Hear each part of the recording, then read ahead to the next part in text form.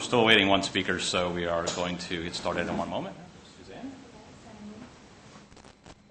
I raced my cab around the circle.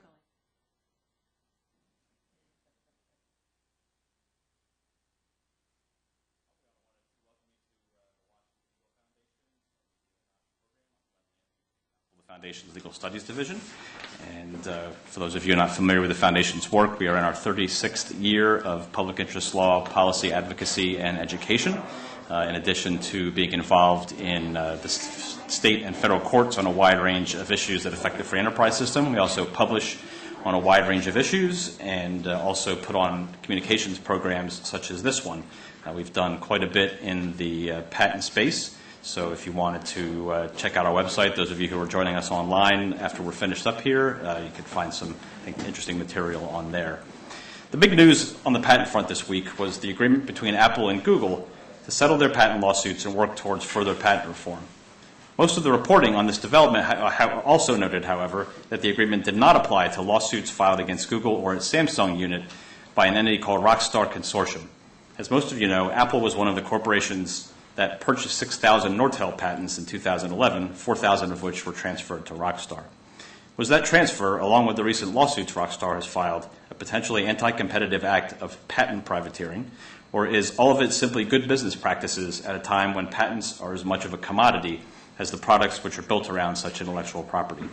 And even if we can consider such transfer of patent rights and their assertion to be legitimate business practices for the most part, are there instances where antitrust authorities should act either proactively or reactively to protect competition?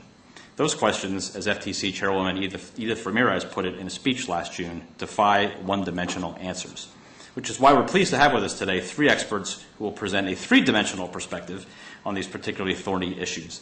We are, as I said, broadcasting live online. For those of you who are online who have questions, please email us at interactive@wlf.org, and we will present the questions to the panelists at the end of the program.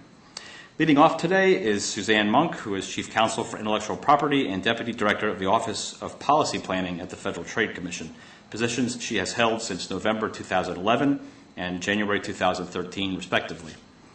In December 2012, Ms. Munck led the FTC's efforts in a joint workshop between FTC and the Department of Justice, exploring the impact of patent assertion entities on innovation and competition. She's also the lead attorney on FTC's proposed 6B study in this area. Joining us as well and going second is Thomas Ewing, who's an attorney and counselor on intellectual property law and business with Avancept, LLC, which is a strategic IP consulting firm. Previously served as Vice President and Chief Intellectual Property Officer at OpenTV Incorporated. Before being in the legal profession, Mr. Ewing served as a member of the technical staff on the NASA Jet Propulsion Laboratories in Pasadena, California. He has written extensively on patent litigation and licensing issues, including publishing in 2012 in the Hastings Science and Technology Law Journal, Indirect Exploitation of Intellectual Property Rights by Corporations and Investors, which is an excellent read. I definitely highly recommend it. And finishing up today is Jonathan Kanter, who's a partner with the Washington, D.C. office of the law firm Cadwalader, Wickersham, and Taft. Prior to joining Cadwalader, Mr. Kanter worked at the FTC's Bureau of Competition, where he was a member of the team that reviewed a number of very high-profile mergers, including Time Warner's acquisition of AOL and Exxon's acquisition of Mobil. I imagine they probably could use you back right now, considering everything that's going on. Suzanne, if you could get us started. Certainly. Thank you very much for the kind introduction. My name is Suzanne Munck, and I'm speaking only on behalf of myself, not on behalf of the Commission or any of its commissioners. And I thought I would use my time this afternoon, to lay out a few issues.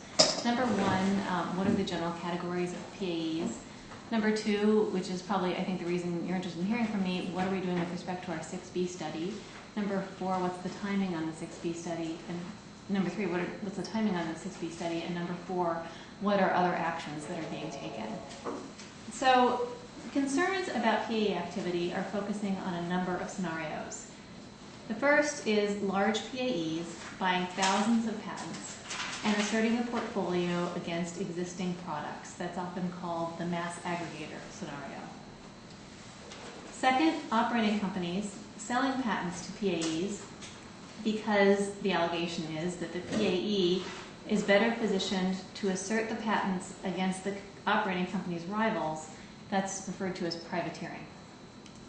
Third, operating companies jointly creating a PAE to target the company's rivals. And 4, nuisance suits and deceptive demand letter campaigns. And this fourth point is the focus of some activity on the Hill, including a hearing tomorrow with the House. So in our policy work, people have highlighted 3 main categories of potential harms arising from PAE activity.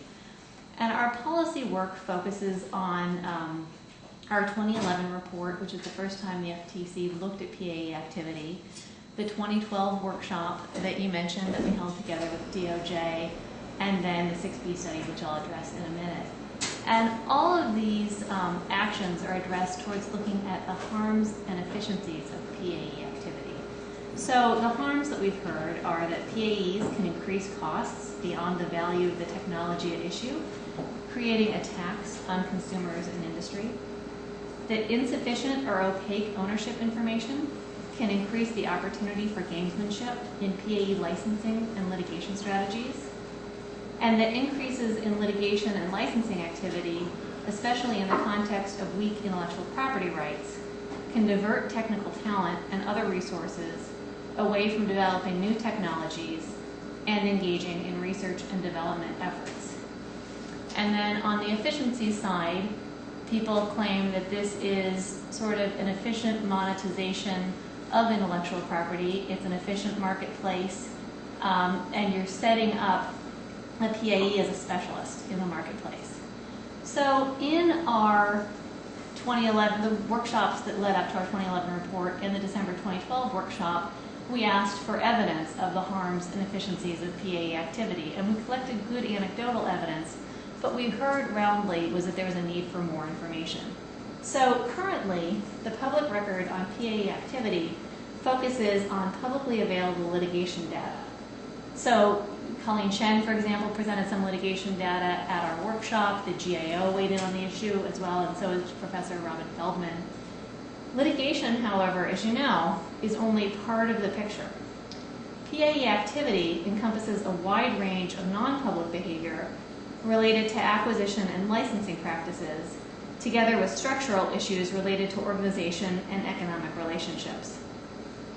So the purpose of the study is to provide a more complete picture of the organization, structure, economic relationships, and activity of PAEs, including acquisition, assertion, non-public litigation, and licensing practices.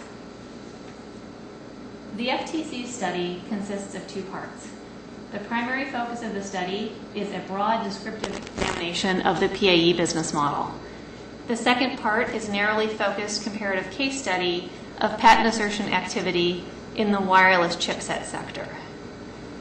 For the broad part of the study, the FTC is proposing to send information requests to approximately 25 PAEs that use different organizational models and assertion strategies. For example, the proposed requests seek information on the composition of PAE portfolios directed towards information such as the age and field of patents, although it's important to note here that we have worked with the PTO to minimize the collection of publicly available data. We're also looking at whether any patents are essential to standards or encumbered by other licensing obligations, the costs of acquiring patents, as well as whether the PAEs share an economic interest in their portfolios with other entities.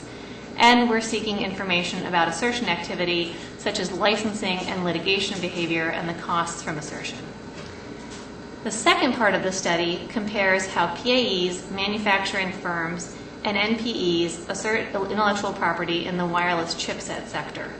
For example, the FTC seeks to explore whether the potential for countersuit against manufacturing firms changes their respective assertion behavior relative to PAE firms. Now, one of the things that we've done, and I'll talk about in a minute, is that we issued a first Federal Register notice that asked for, we actually listed all the questions that we intended to ask in the study and asked for public comment. And in reaction to that, some commenters suggested expanding the scope of the comparative case study. However, we are retaining the limitation on the wireless chipset sector because that sector is relatively well defined. with a significant amount of assertion activity by PAEs, manufacturing firms, and NPEs. We also believe that this limitation allows the FTC to achieve its goal of performing a comparative analysis of assertion behavior without imposing an undue burden on study subjects. The FTC is proposing to send information requests to approximately 15 manufacturing firms and NPEs asserting patents in this sector. The FTC will use this information, we intend, to draft a descriptive report that will be available to other agencies, academics, industry, and the general public. So the main question I get when I talk about the 6B study is, what's your timeline? On September 25th, 2013, the Commission voted to seek public comment on the proposed 6B study. Because the Commission is proposing to collect information from 10 or more persons, it is required under the Paperwork Reduction Act to seek clearance from OMB. To gain OMB approval, we were required to publish 2 Federal Register notices. The first, published last October, solicited comments on the utility and burden of the information collection requests. Our comment period closed in December, and we received 70 comments. We've spent the time since last December poring over these comments, reaching out to academics and others, and talking to anyone who will come in and speak with us. One of my favorite parts of being in the policy office is that we interact regularly with folks that are active in the market so that we understand how our policy is affecting those folks, and we had, I think, good communications on this issue. So on May 19th, there was a second Federal Register notice that published, and that lists, again, all of the revised questions that we propose asking. And we made several changes. One, we clarified that the proposed study has 2 components, the broad descriptive study that I mentioned and the comparative study. 2, we removed a lot of requests for all documents because we agreed with commenters that those could be unduly burdensome. 3, as I mentioned, we reached out to PTO to understand what information we could collect from them so that we wouldn't be burdening parties with respect to asking for that information. And then we've made several other changes. We also have let folks know that the respondents will be receiving a spreadsheet. And this is really in the weeds, but it is important for people who may be responding to this request. We have a spreadsheet, and we have questions that are really directed towards yes, no answers and very clear data points so that it will minimize the burden on respondents. Under our 6B authority, we're allowed to ask folks to draft reports for us. But what we're really focusing on is getting very narrow data points, and we've worked quite closely with our Bureau of Economics to make sure that we're prepared to understand those data points. So the second Federal Register notice, as I mentioned, published on May 19th. It provides a 30-day comment period for further public comment, and it also informs the public that the Commission is seeking OMB clearance. OMB has 60 days to act from the date of FTC submission, but it cannot act before the 30-day comment period expires.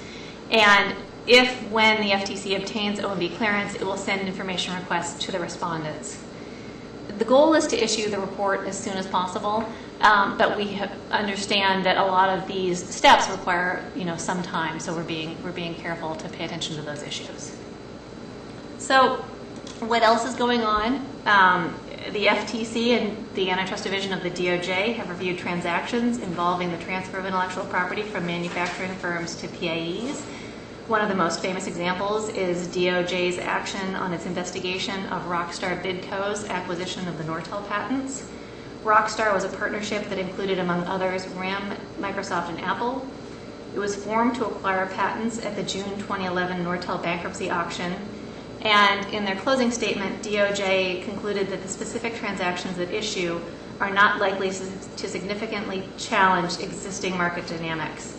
And the FTC and DOJ are also looking at whether there is room for us to challenge PAE activity under either the FTC Section 5 authority or the Sherman Act Section 1 and Section 2 authority.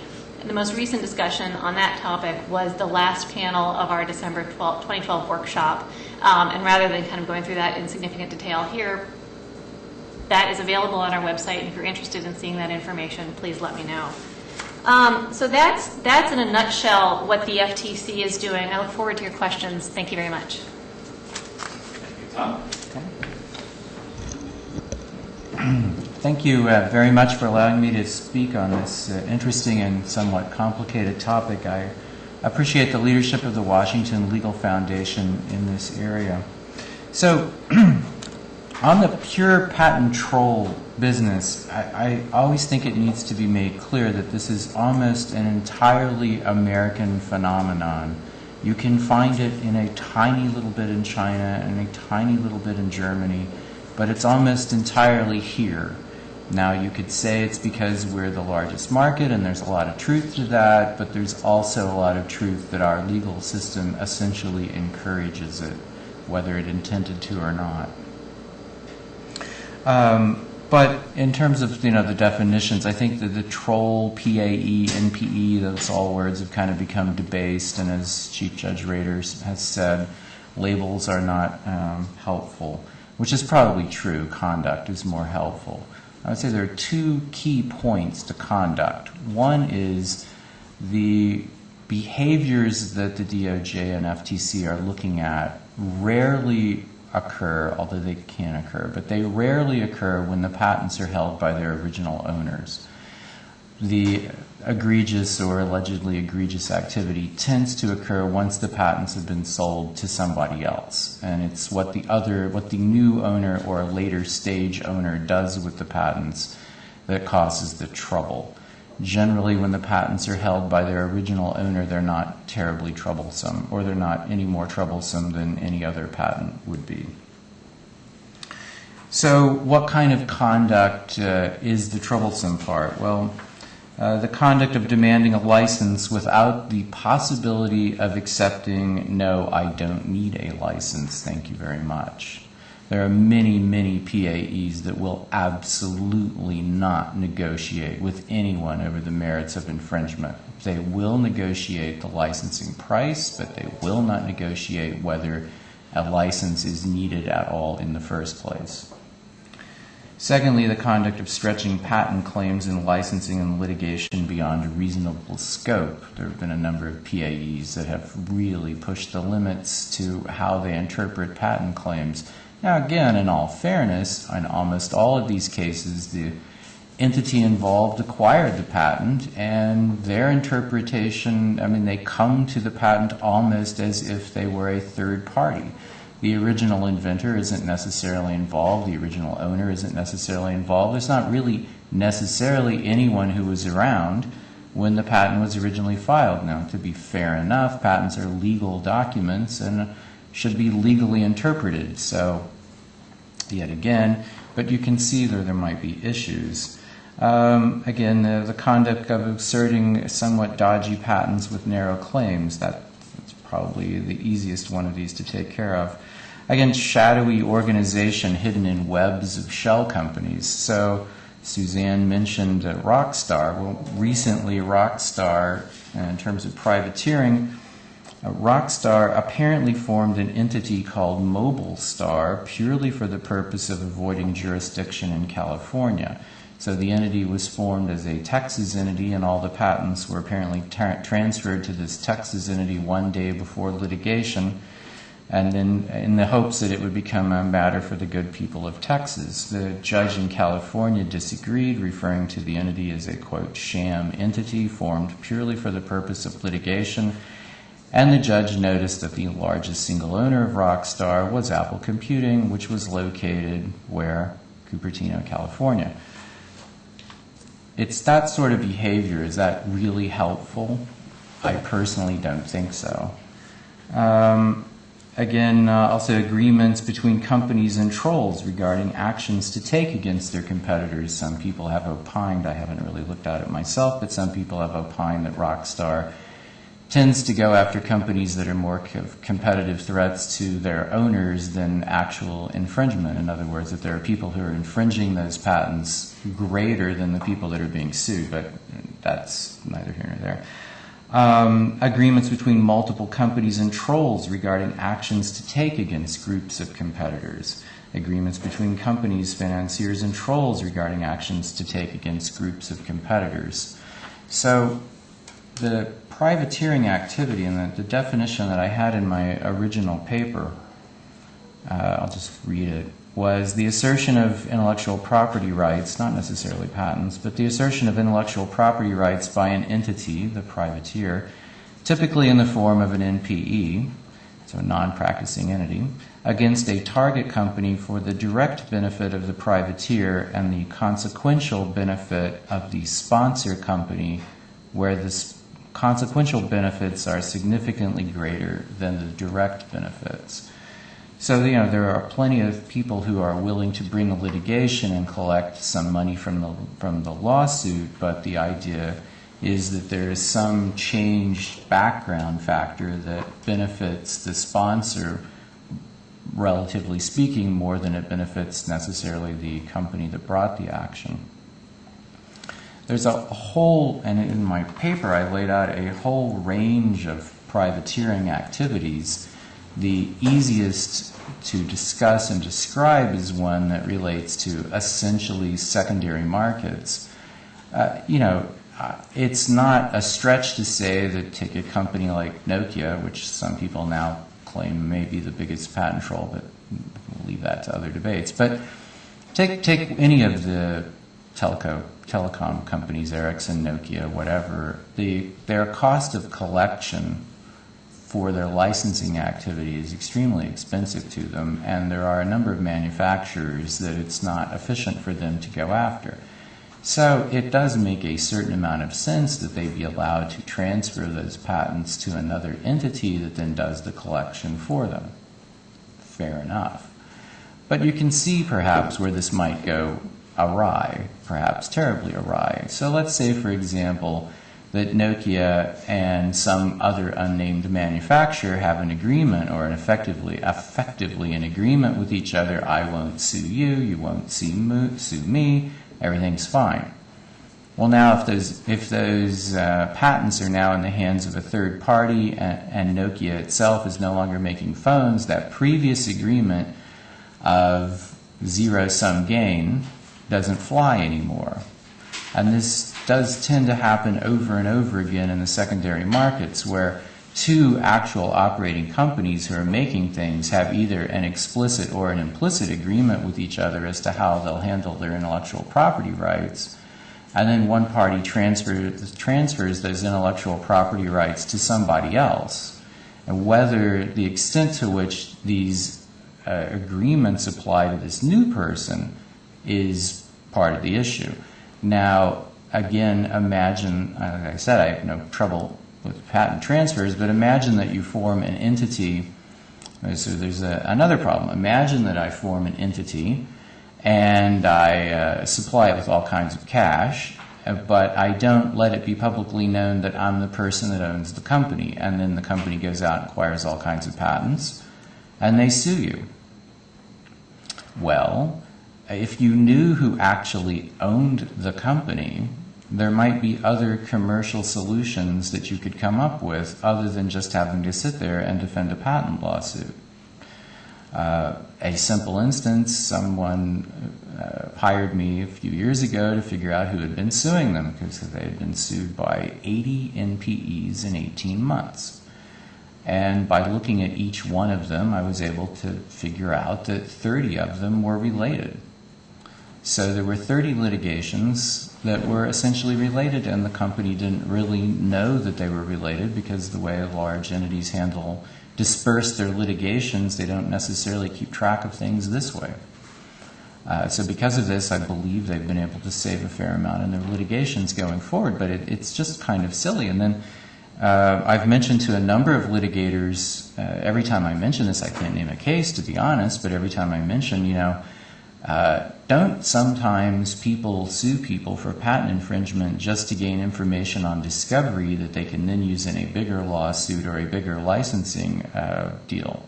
And every litigator I've ever mentioned that to says, yes, of course.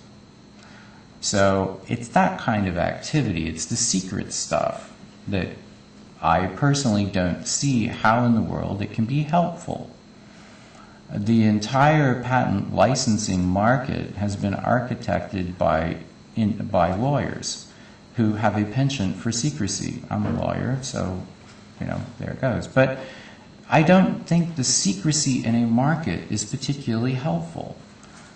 not to this extent. And especially as intellectual property rights grow in value, to have a market this large and have so much of it be so secret, I just don't see how it can possibly be helpful. And it certainly causes more litigations to arise than would otherwise be the case.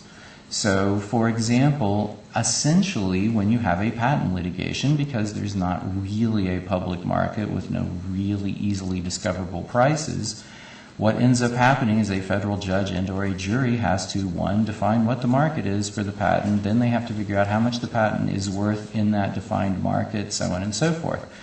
So you essentially have a court determining markets all the time.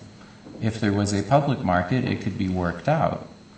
So, I mean, I think the better trend to go towards is towards an open market for patents, similar to many other markets. Now, whether, I'm not an antitrust expert, whether the FTC DOJ investigation can show that under existing antitrust law, there are any problems, I don't know, because I'm not an antitrust expert. But I can tell you, if you look at equities, the conduct is in large part inequitable. And there are lots of other tools in the legal toolkit than simply antitrust. However, antitrust is probably a good place to start. Thank you very much. Thank you. Great. Well, thanks. Certainly this is an exciting area to discuss. Around town, there's been a lot of conversation about patents. People are talking about legislative reform. People talking about standard essential patents. People talking about concerns about the ease with which patents are granted by the PTO. Indeed, in certain circles that present company we may travel, there's more discussion of patents than Kim Ye's forthcoming wedding. And for those of you not smiling, we know you know. But when you're talking, here we're talking about privateering, so-called privateering, we're talking about PAEs and the intersection with antitrust. And it's really important for us to take a step back and understand that there are a lot of legitimate policy questions here. Some of them have been raised so far. And even the 6B study itself isn't an enforcement action. It's a study to understand the market better. And there's a lot of value that can come out of that if it's sufficiently tailored to reduce burden. But when we start talking about the role that antitrust has to play, we need to understand the limits of antitrust and whether antitrust is the right tool in the toolkit, as Tom indicated, to address some of these issues. So, for starters, patents are a property right, and intellectual property is effectively the right to exclude. So it's not surprising that if companies acquire intellectual property that they may someday try to exercise that patent to exclude or establish a royalty. So that's not illegal, and that's understood when the patent's granted. It's also understood at the time of formation for some of these consortia like Rockstar. If a bunch of companies get together and acquire intellectual property, I think it's fair to say that the Department of Justice understands that if the deal goes forward, that it's highly likely that that consortium will exercise those rights. That's essentially why it's acquiring the patents. And in that particular instance, the Department of Justice approved the transaction because they thought that even if they were to exercise their rights, it wouldn't cause an antitrust harm. So let's take a closer look, right? So patents are the right to exclude. That's legitimate. It's a property right. They can be sold and transferred like other rights. In and of itself, that's not a problem. So when could there be an antitrust problem? Well, let's take a closer look. Antitrust deals with markets and competition. And I think it's instructive to look at the jurisprudence around antitrust standing to help guide us to determine whether antitrust enforcement is the right tool or whether people should consider other types of reform to the patent system. One thing that you're going to need to look at is the effect on competition. And when you talk about so-called privateering and PAEs, is that having an effect on competition such that it's the kind of harm the antitrust laws were designed to prevent? I think that's case specific, but I will make one observation, which is that a lot of the concern here deals with mobile.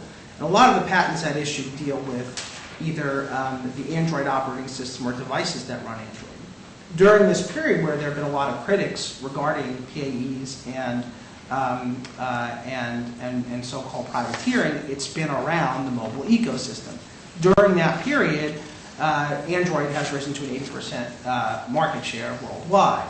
So if we're thinking about the antitrust harm and the final product here, which is the Android operating systems or the phones running Android are succeeding in the marketplace, and the ones who are allegedly engaging some of this behavior are not succeeding in the marketplace, one might ask the question whether that's really the kind of harm the antitrust laws were designed to prevent. One other is royalties instead of exclusion orders. And I think that's relevant as well. When the FTC and others challenged SEPs, it was primarily because companies were seeking exclusion of products by going to the ITC, where that was the only option. And if they were successful dealing with those SEPs, then the end result would be that those products don't reach the market, and that can affect output. But let's talk a little bit about PAEs or even, quote-unquote privateering situations. There, the companies who own the patents aren't seeking to exclude like you would at the ITC.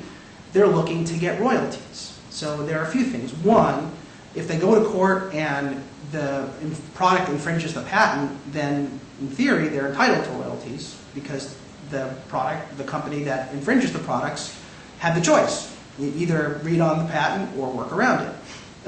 Second, those companies are seeking royalties, and they have every incentive to see output increase, right? Because they want to maximize their return. So they want to see 1,000 flowers bloom, or billions of flowers bloom in this case, so that they can collect royalties. The more successful the product is, the more royalties they'll collect.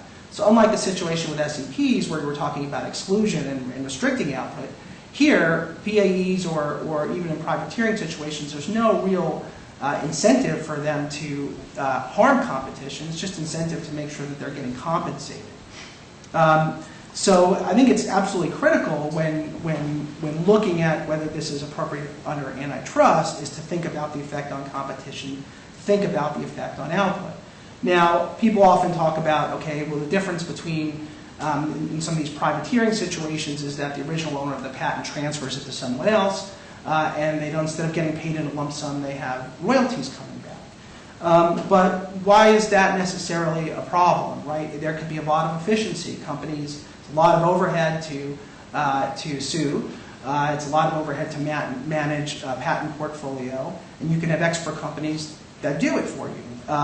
And it's not all that different from outsourcing, and certainly outsourcing isn't illegal.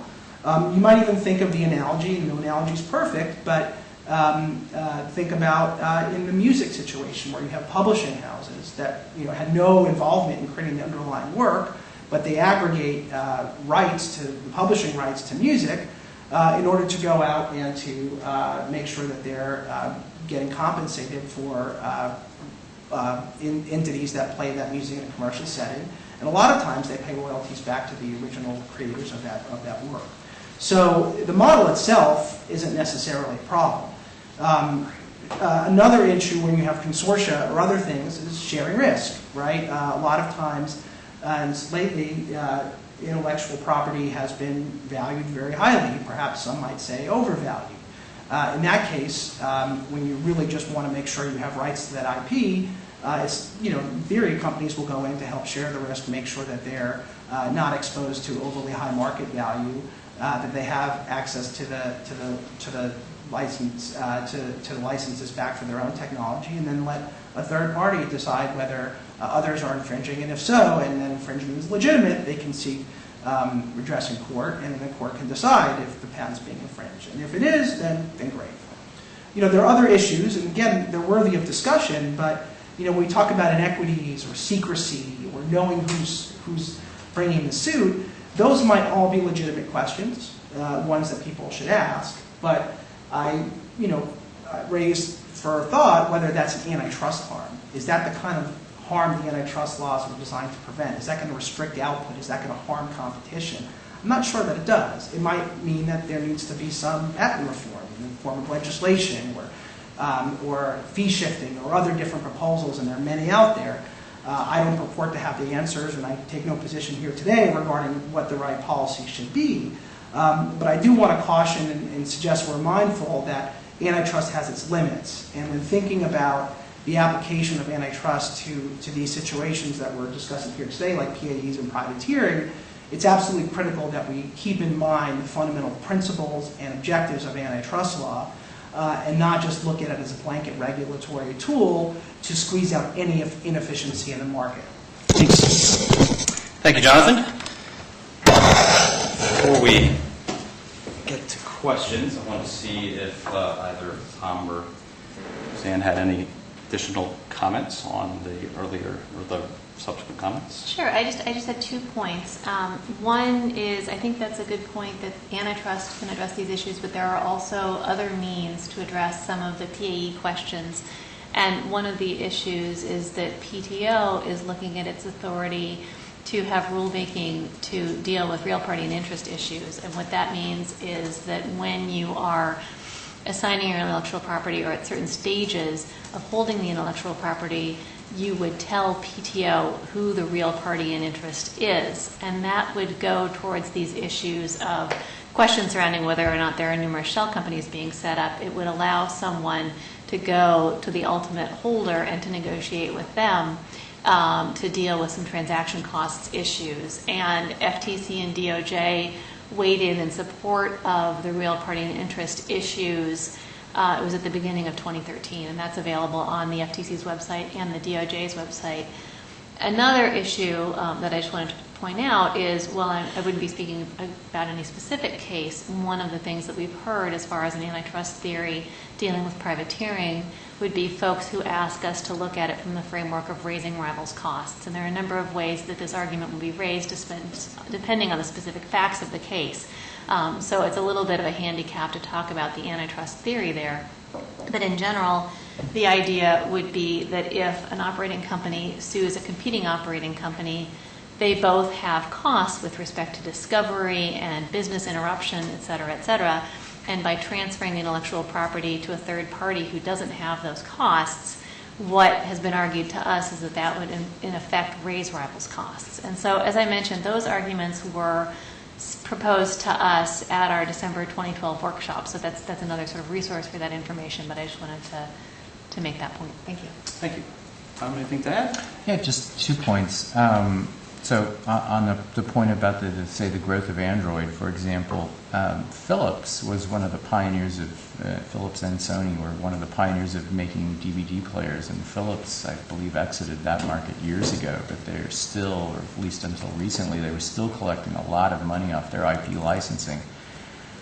The question is, and I will assume that Philips had a legitimate case, but I mean, again, back to raising rivals' costs, if you're forcing people to take licenses to IP, even if your product is growing in the market, your profits might not be what they really should be because you're having to pay an IP licensing cost that you really shouldn't have to pay. The second point I wanted to make is, if the IP licensing, I guess a word I didn't use was gotcha. So if the IP licensing gotchas become sort of the market norm, you really also have to look at what kinds of research and development companies will be undertaking. I don't think it's healthy for companies to spend money trying to figure out how to develop inventions or things for the purpose of doing gotchas on their rivals. It should really be developing innovations that help bring new products to market that we can all use and benefit from, not a patent that's really good for bashing a rival over the head with. And companies do engage in that behavior. It's kind of a minor behavior, but you really wouldn't want it to become a large one, I don't think. Yeah, just a couple of observations there. These are all, I think, very useful points for discussion. In terms of raising rivals' costs, I certainly see how folks can raise that. But, on the other hand, you still, in a raising rivals' cost situation, have to show a certain degree of foreclosure. You have to show a certain degree of anti-competitive effect, and that's a relatively high bar. So, again, I think it illustrates the principle, which is yeah, there could be theories, but we need to be mindful of, how those antitrust theories play out in reality. The other point I'll make with regard to, the point that Tom made is, you still have to define a market. You still have to understand the impact of that market, and you still have to look at harm to competition rather than harm to individual competitors. And when I look, again, at the markets where people have alleged concerns, a lot of them deal with Android, and a lot of them deal with companies like Samsung and others, and those companies have been quite successful, and Android has been a very successful operating system. So, it's important to think about whether, again, these are the kinds of harms the antitrust laws were designed to prevent, or are they the types of issues that are better left to other types of reform? And that raises a whole host of questions, one way or the other, regarding what type of reform is appropriate. But again, I think we have to be very careful. And when thinking about antitrust, it's not to suggest that antitrust never plays a role. It's just to, as I mentioned before, be very mindful of its limits and careful not to think about it as a Swiss Army knife, but a very specific tool that might be used in very certain circumstances. One more small point. I just wanted the notion, one thing to be clear, because not that many people actually deal on a day-to-day basis with patents. So 2 points. One is patent litigation is extremely expensive. It is not an easy question to answer whether any one patent is, or whether any one product is infringed by one particular patent. Groups of them are almost never done. No one litigates 100 patents at a time. The cost would be prohibitive. Secondly, there's also, I think, for people who don't deal with patents that often, there's kind of a notion that there's only, for any given technical area, there's only one or two. So if you're talking about licensing of antennas in mobile phones, he has the patent on the antenna for mobile phones. Not true. So speaking of antennas, so from 1978 to 2000, 22 years, the USPTO granted 8,000 patents on antennas. Okay? Might seem like a lot, but from 2000 to 2012, the USPTO granted 13,500 patents on antennas. So we're not talking about figuring out which are the one or two antenna patents that might be that a given antenna in a mobile phone might infringe. Theoretically, you're looking at 13,500 patents in litigations that cost each side at least $5 million per patent to litigate.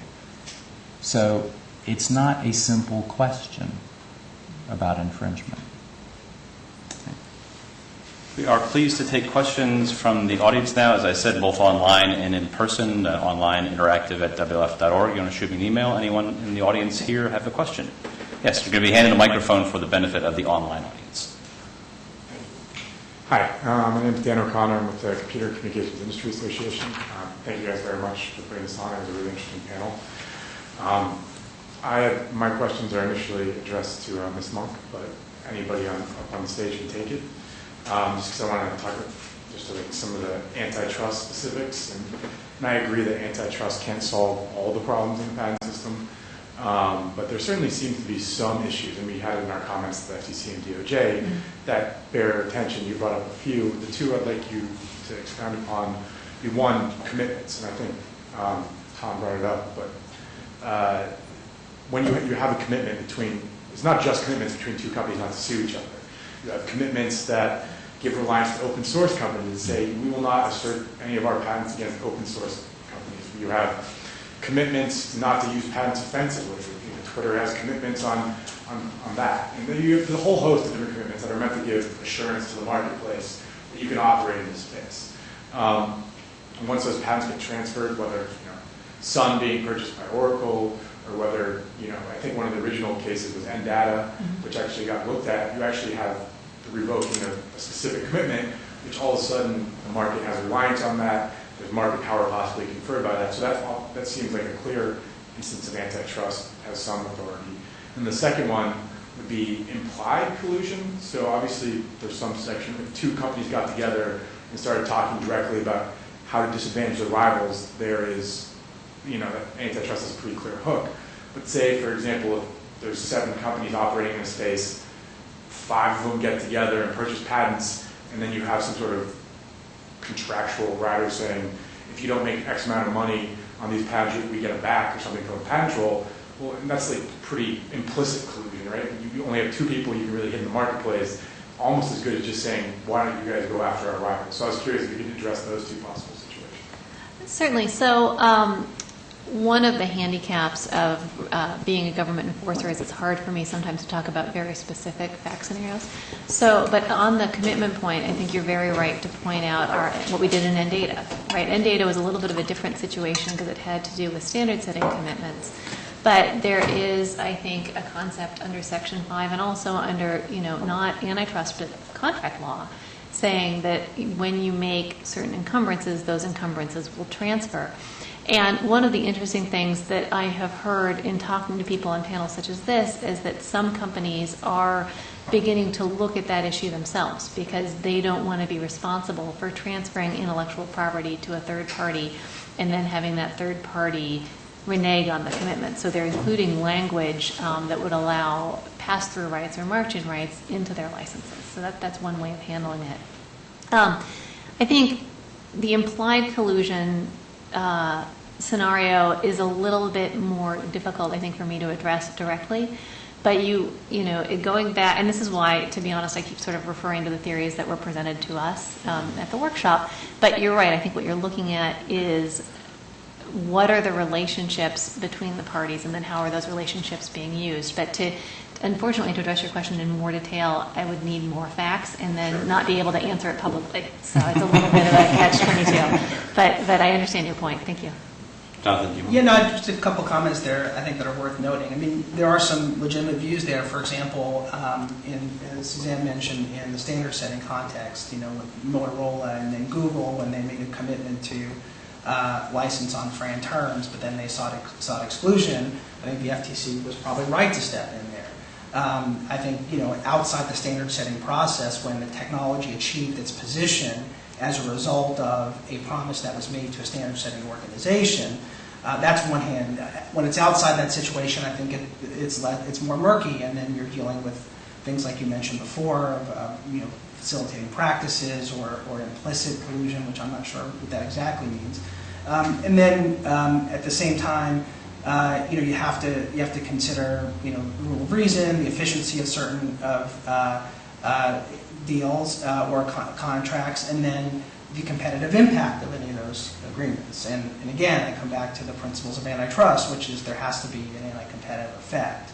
And I think it's a case-by-case analysis. Personally, when I look at things like Android, I have a hard time seeing the competitive effect.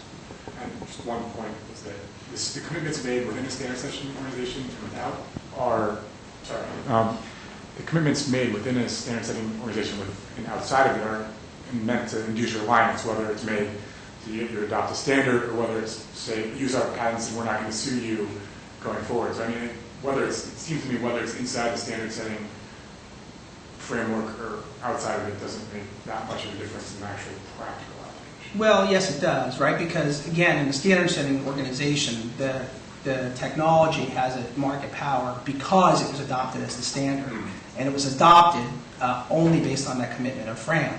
And when you get an exclusion, when you look to get exclusion based on that technology, that sort of undermines that promise. When you have a differentiating patent that's achieved this position due to superior technology or acumen or market adoption, as outside the standard setting process, I think you have a different set of characteristics that you have to factor in.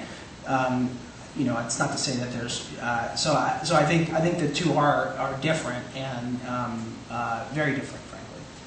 But we should move on because we could probably debate this for a while. Further questions from the audience? Yes.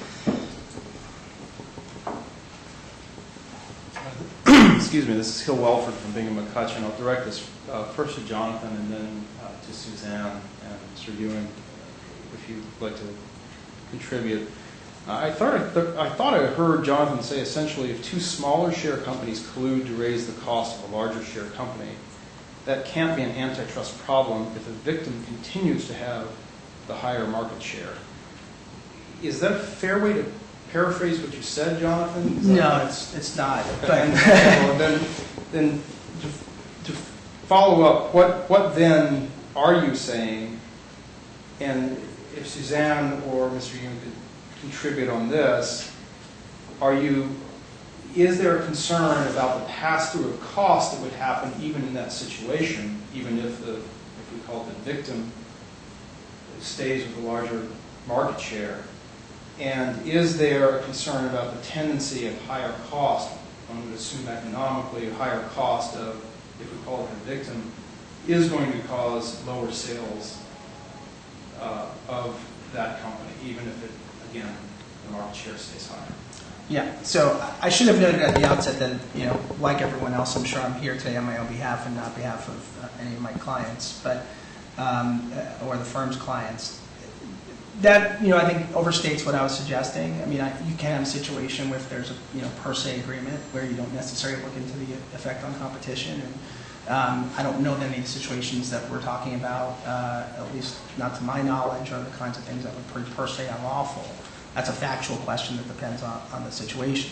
Otherwise, you're into a rule of reason analysis, and yeah, you have to look at the efficiencies, you have to look at the benefit, and you have to look at the effect on competition, and and the effect and understand what market is being affected, and assess whether that's the kind of harm the antitrust laws were designed to prevent. I think these are challenging questions, but I think if we sort of look at these in a vacuum without trying to understand whether it's impacting competition or whether it's just inefficient, the two are different, right? You can have inefficient process, you can have inefficiencies in the patent system that may even raise the costs and may even create difficulty for companies, but those aren't necessarily antitrust problems. I think we have to all be very crisp about the distinction. If you wish to comment on that? Sure. I think I touched on this a little bit in the raising rivals costs theory point that I was making earlier on, but I agree with Jonathan that these are fact-specific issues, and once you're into the world of rule of reason, we all understand that that's, obviously fact-specific and slightly more challenging. But the issue is, by transferring the intellectual property to the third party, is it such a situation where the additional costs outweigh the efficiencies and the benefits? And I know that's a pretty, plain vanilla analysis of rule of reason, and then but I think that's really how we would be looking at it. I would just add, it's not, in addition to the cost, it's whether the effect on competition, whether the efficiency outweighs the effect on competition. So just because you have higher cost doesn't mean it's bad for competition. And I think, again, we have to understand what markets are affected and how they're affected in order to address this, thoroughly. Right, and just continuing to play devil's advocate, the folks I know who have raised this theory have then said you also need to look at sort of the diversion of resources as part of the costs. Other questions? Yes, Glenn. Thank you. I'm Glenn Manishin with Troutman Sanders. The title of this panel is really provocative because it asks, what do you do about antitrust when the patent is the product? And Jonathan and Suzanne, you both mentioned market definition. So let's leave aside for a question, a second, the issue of consortium activities. If you're dealing with a single PAE, it's a Section 2 question. How do you define the market when the entity that holds the patent doesn't produce any products, but almost by definition has what DuPont would consider the power to exclude, whether they've exercised it or not? And they don't really compete with the target in the final market for the services being offered, whether it's smartphones or banks or whatever it is. What considerations go into defining the market, and is it relevant at all that the PAE is not producing products? Is it relevant in a good way or relevant in a bad way? Yeah, well, I think that the way that folks are thinking about this is that you'd have to define the market as the market for the claimed technology, right? You'd have to go with that sort of an analysis. And then, I have to agree that it is a bit of a question of how you would handle the fact that they're not producing within that market, but I think you would have to define the market as the market for the claimed technology, the market for products, that are, and because you wouldn't have determined infringement in all situations for all products, it would be the market for products that are accused of infringing the claim technology. But that, again, that's speaking for myself, but I think that's how you begin that analysis. Yeah, they're interesting questions. I think Suzanne hit on a lot of the points that one would have to address to sort through it. And, but again, I think, is it right to define a whole market based on one patent? I think many have discussed that question. I think here, if you're looking at competition, you have to sort of look at the product, the end product. But there are lots of questions that come into play. Just, Do you want to? I have one little point. I think there's an assumption that people acquire patents and then they go look for infringers. Some of the larger PAEs do it in reverse. They look at successful products and then they go find patents. And you can do all of this electronically without, leaving your office. So you find a successful product, do the reverse, find patents and there are systems that can do this for you. Find patents that those products infringe. Then you go try to acquire those patents. Then you assert the patents. Yes, question. Hi, Ryan Lynch from Policy and Regulatory Report. I'm wondering how this issue fits in with the debate about the FTC's Section 5 powers, and it seems like in certain cases you've had people opposing the broad use of Section 5, whereas and then sort of having a different position in this debate and vice versa. I just wonder sort of where that stands right now. Thanks. Well, so that's obviously a very fact-specific question, but I think it allows me to make the point, which is there are folks who are looking at this from a competition angle, and I've sort of focused my remarks today on the competition angle because of the audience, but there are also situations where it may be appropriate for us to use our Section 5 UDAP authority, which goes to unfair and deceptive acts or practices. And that, we've said is a situation where you have someone who is seeking a license. There's several situations, but it can include situations where you're seeking a license for intellectual property that you don't actually own or have the right to enforce, where you're seeking a license for behavior past the expiration period, and other situations. So I think there's multiple ways to address the Section 5 question. Any thoughts from either of the other? Any other questions? Yes. Mike Lejaya from Ropes and Gray.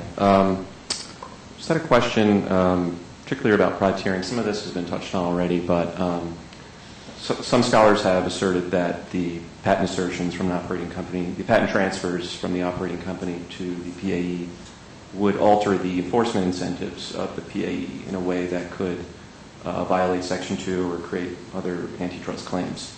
We've talked about potentially transferring patents to evade patent commitments. Also, there's the contractual arrangements that I think Tom Ewing mentioned, where the operating company could create incentives in the patent transfer for the PAE to enforce the patent against the operating company's rivals. So given these scenarios, I'm just wondering, would those be particular factors that you think the antitrust agency should look at to prevent anti-competitive harms from privateering? I'm not sure that there's much more that I can say about that other than, that is what folks are saying that you should be looking at, the evading the commitments, the raising rivals' costs. But, as we've discussed, there are a lot of other factors that you need to take into consideration.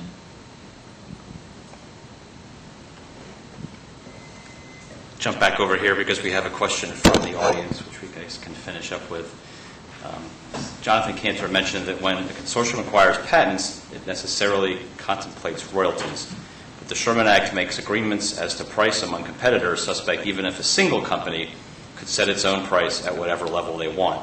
Shouldn't the fact that Microsoft, Apple, and BlackBerry are all members of Rockstar, and that Rockstar's first wave of suits all targeted their mobile competitors, therefore raise red flags?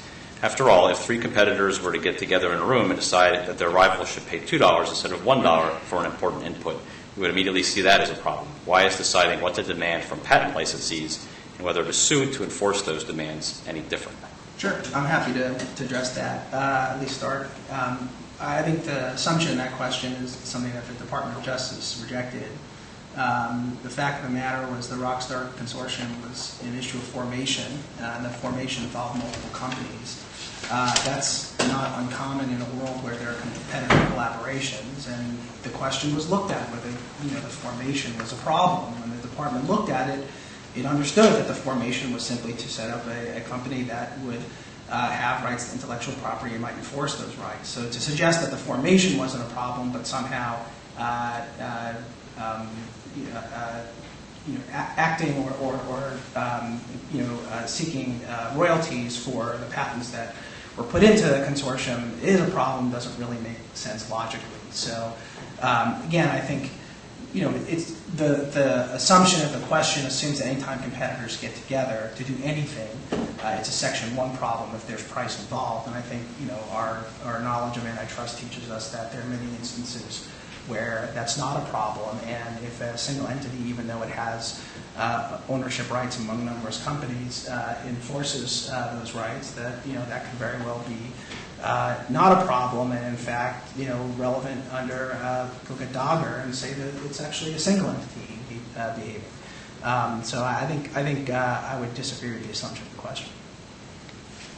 I want to be very clear that I'm not talking about Rockstar, because that's very important. But I think that as a matter of antitrust law, there's a difference in the inquiry that you're looking at under Section 7 and the inquiry that you're conducting under Section 1, Section 2, or Section 5. So if you look, for example, at the Clayton Section 7 analysis of the Google MMI issue and then the later Section 5 action that the FTC took, those are two different types of analyses. Yeah, no, I would disagree there. I mean, I think the department was clear to point that out, which is, they were hoping in that instance that Google MMI would make a commitment with respect to not seeking exclusions on SCPs, and then warn that if those commitments weren't sufficient, then it would need to, then perhaps the conduct, the action could be relevant. So, there are distinctions between those analyses.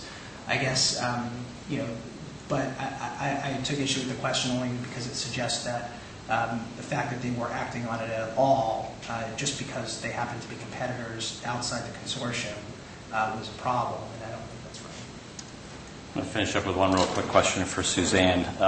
Has the Commission been in touch with antitrust officials from other nations in the process of studying these issues? I asked that because I did notice that, for instance, the Canadian Competition Authority is sort of looking into the concept of patent privateering and potential problems there. Rockstar is based in Ontario, I believe, so that might be some connection there. But I guess generally, are other competition authorities looking at this as well, and if you had any kind of cooperative discussions with them? So I can't answer the first part of your question about specific conversations that we've had with other authorities, but you do present me with a wonderful opportunity to plug our Office of International Affairs, because thank you. I think they do a wonderful job of reaching out to competition authorities around the world on a number of issues and making sure that we know what's going on in various jurisdictions and can communicate where it's helpful. Thank you. I want to bring the proceedings to an end. Tom Ewing was kind enough to come in from out of town. He's got a plane to catch, and Jonathan probably deserves a little bit of rest because he came flying down from New York City to join us today. And I want to thank Suzanne for taking the time out of her busy work and teaching me a new acronym, which I hadn't actually known before, for the unfair and deceptive practices. That's a new one for me, with FRAND and SEP and everything else. We'll just fit it into that one in this issue. Again, I want to thank you for joining us today. For those of you who joined us online, this program will be available as an on-demand video file probably by tomorrow morning on our website. So if you know of anyone, and obviously the audience as well, who wants to watch this and scrutinize it carefully, you can do so. Again, thank you for joining us.